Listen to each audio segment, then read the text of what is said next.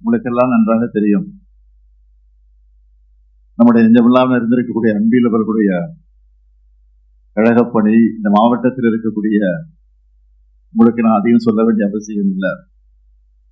தலைவர் கலைஞரிடத்தில் எந்த அளவிற்கு நட்பு கொண்டிருந்தார், தலைவர் கலைஞருக்கு எந்த அளவுக்கு துணையாக இருந்தார். இந்த திருச்சி மாவட்டத்தை பொறுத்தவரையில கழகத்தை உருவாக்குவதற்கு, கழகம் இன்றைக்கு கம்பீரமாக ஓங்கி நிற்பதற்கு காரணகர்த்தாக்களில் ஒருவராக இருந்த அன்பில் அவர்கள் கடைசி வரையில கழகத்திற்கு, தலைவர் கலைஞருக்கு பக்கபலமாக இருந்தவர். வரவேற்புரையாற்றிருக்கக்கூடிய தம்பி உதயநிதி குறிப்பிட்டதை போல இது எங்கள் குடும்பம் என்று சொல்வதா, கழக குடும்பம் என்று சொல்வதா, ஒட்டுமொத்தமாக சொன்னால் நமது குடும்பம் என்ற நிலையில்தான் இந்த மனவிழா நிகழ்ச்சி நடைபெற்றுக் கொண்டிருக்கிறது.